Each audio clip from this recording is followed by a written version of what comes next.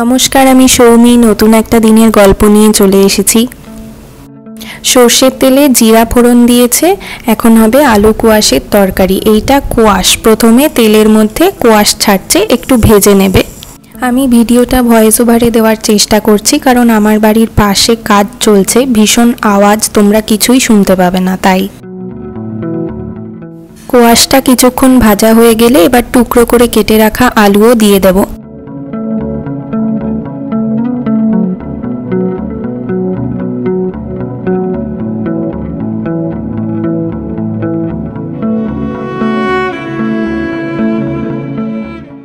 এবার অল্প করে নুন দিতে হবে।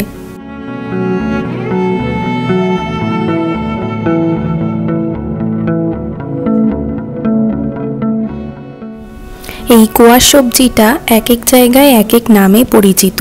তোমরা যেখান থেকে দেখছো ভিডিওটা সেখানে এই সবজিটা কি নামে পরিচিত আমাকে কমেন্টে জানিও।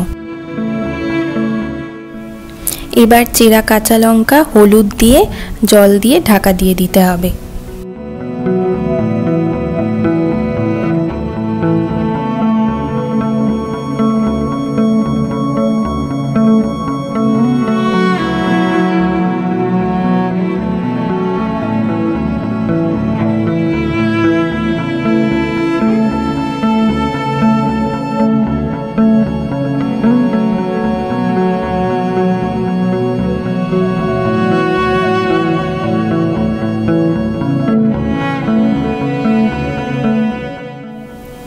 সবজিগুলো ভালোভাবে সেদ্ধ হয়ে গেলে ঢাকনা খুলে অল্প চিনি আর ভাজা জিরে ধনের গুঁড়ো দিয়ে আর একটু পছন্দ মতো শুকিয়ে নিলেই তৈরি।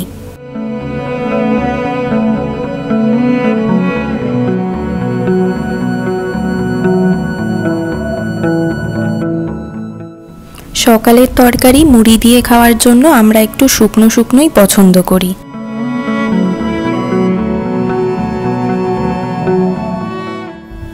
জলখাবার খাওয়ার পরে ছাদে এসেছি, তোমাদেরকে একটা জিনিস দেখাবো, দাঁড়াও। এই দেখো, আমার অপরাজিতা গাছে দুটো ফুল ফুটেছে। আগে আরো অনেক বেশি ফুল ফুটতো, 9টা-10টা করে এক এক দিনে ফুল ফুটতো। এখন ফুলের সাইজগুলোও ছোট হয়ে গেছে।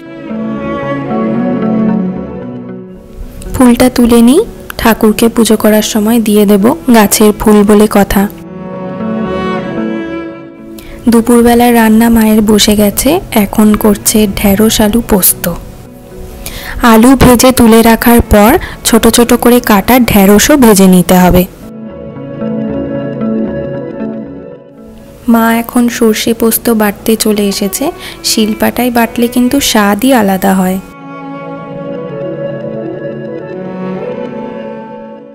সাথে একটা কাঁচা লঙ্কাও বেটে নিচ্ছে। ঢেঁড়স ভাজা হয়ে গেলে আগে থেকে ভেজে রাখা আলু দিতে হবে, স্বাদ মতো নুনও দিতে হবে।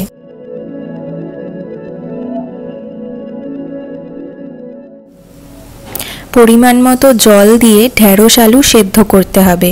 সেদ্ধ হয়ে গেলে আগে থেকে বেটে রাখা সর্ষে পোস্ত যোগ করতে হবে।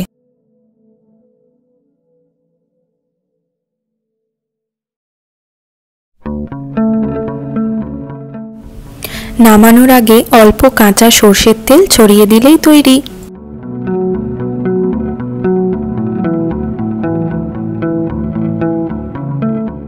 আমার ঠাকুর পুজো দেওয়া হয়ে গেছে, ঠাকুরকে আজকে একটু তরমুজ দিয়েছি। এখন দেখা যাক আজকে দুপুরের মেনু কি। এখানে আছে পালং শাক, মুগের ডাল, এখানে আছে সেই ঢেঁড়স আলু পোস্ত, এখানে ছানার বড়ার ঝোল, শসা লেবুও রয়েছে, ওই যে ভাত, আর এখানে আছে বাড়িতে পাতা টক দই। আমি তাহলে খেয়ে নিই, পরে দেখা হচ্ছে। বিকেলবেলা আমি আর মা বেরিয়ে পড়েছি, এক জায়গায় যাচ্ছি, যাওয়ার পথটা তোমাদের সাথে একটু শেয়ার করলাম।